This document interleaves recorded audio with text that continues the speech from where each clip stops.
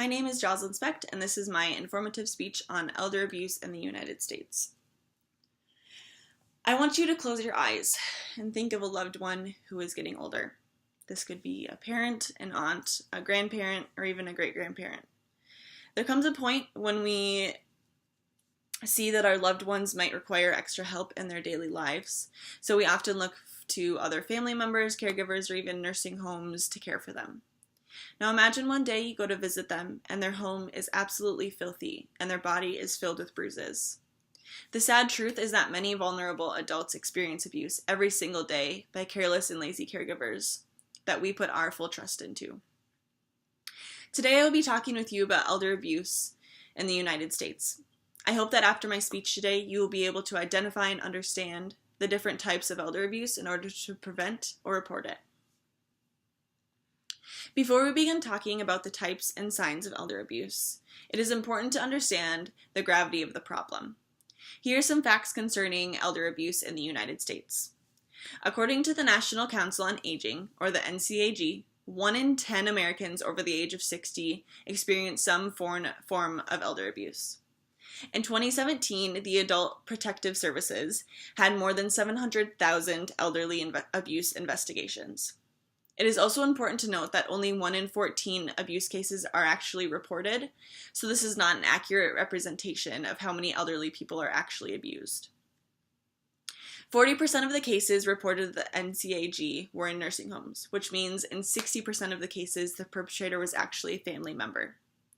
According to the Nursing Home Abuse Guide, 1/3 of all nursing home facilities were cited in 2010 for federal violations concerning elderly safety. However, there are no federal regulations concerning the caregiver-to-resident ratio in the United States. Some nursing homes even have as many as 25 residents to 1 caregiver. This makes the likelihood of neglect much higher because there's only so much one person can handle. Hearing statistics is one thing, but understanding what elder abuse actually looks like is another. It is important to understand that elder abuse can take on many forms, including physical abuse, sexual abuse, emotional abuse, neglect, financial abuse, abandonment, and self-neglect. Physical abuse is the use of any type of force that causes bodily harm to a person. Beating, shoving, slapping, kicking, and excessive force when grabbing are all included in physical abuse. Physical abuse is the most obvious to identify because it can be seen by unexplained bruising, broken bones, lacerations to the skin, marks from restraints, or broken objects around the home. If you notice an elderly person afraid of another person's movements, it's a sign that they may be experiencing physical abuse. Sexual abuse is any contact that is non-consensual. It is also considered physical abuse. Older adults who have any type of brain disease or disorder are not legally able to provide consent, even if they say they consent to the activity. Touching, groping, kissing, or even full sexual acts are all included in sexual abuse. Signs of sexual abuse are bruising to the groin or breast area, unexplained STDs, infections, unexplained vaginal or anal bleeding, or torn clothing. According to the Nursing Home Abuse Guide, most sexual abuse occurrences are reported by the victim, but many caregivers or medical professionals do not recognize the report. When a person with dementia or Alzheimer's say they had sex with another person, this person is a victim. Emotional abuse, neglect, and financial abuse are types of abuse that are less obvious but still have severe consequences.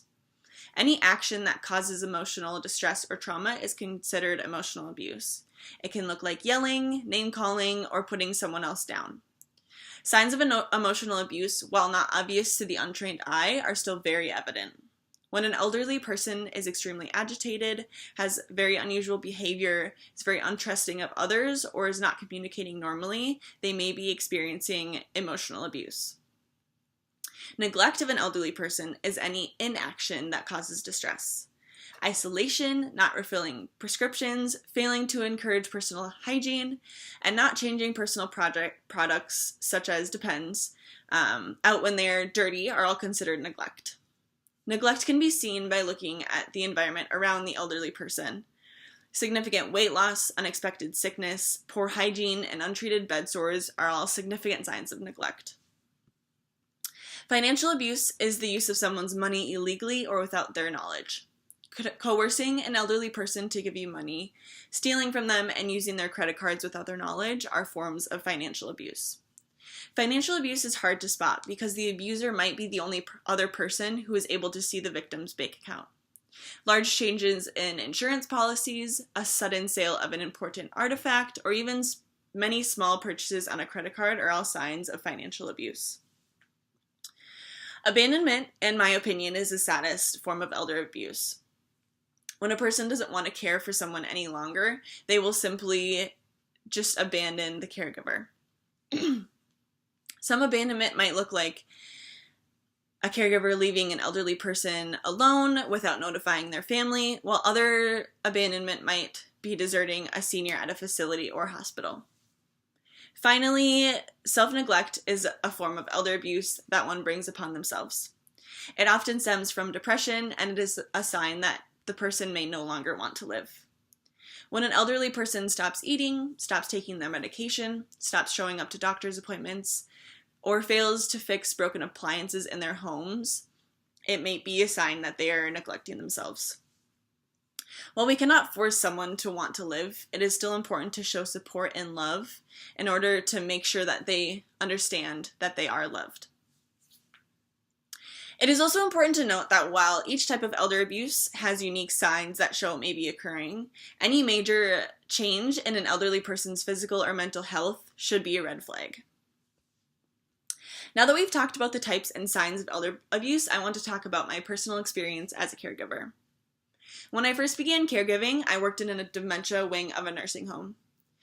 Due to the nature of the disease, most dementia patients need extra help with dressing, bathing, and going to the bathroom. When I worked in this facility, I was the only worker in the wing with 15 residents. While I worked my absolute hardest to make sure all the residents had their needs met, I know I could not give each person the care they deserve. It broke my heart to see families trusting us to care for them when the owners cared more about filling rooms rather than hiring more caregivers to help. I then moved to in-home caregiving, which was just as heartbreaking. I've been in homes where the older adult's daughter was an alcoholic who came home and screamed at her every single night. Her prescriptions would not be filled, and there would only be ramen noodles in the home for her to eat, even for breakfast, lunch, and dinner. I went to work one day and noticed extreme bruising on her arms and ribs. I tried to ask her what happened, but since she was a victim of a stroke, she could not communicate to me what happened. I could tell that something had happened, though, so I had to report the injuries to my boss. Adult Protective Services had to do an entire investigation of the home, and she was actually eventually removed from the home. It is always important for me to report even the smallest trace of abuse, because this is a very vulnerable population that often cannot stand up for themselves. Today we have talked about a major problem that is in the United States that affects many, many people. I hope that you will now be able to identify the different types of elder abuse in order to prevent it in the homes of the people you love. Elderly people are often the forgotten ones. Remember to check up on your loved ones and take time to show that you care. It could make a major difference for them one day.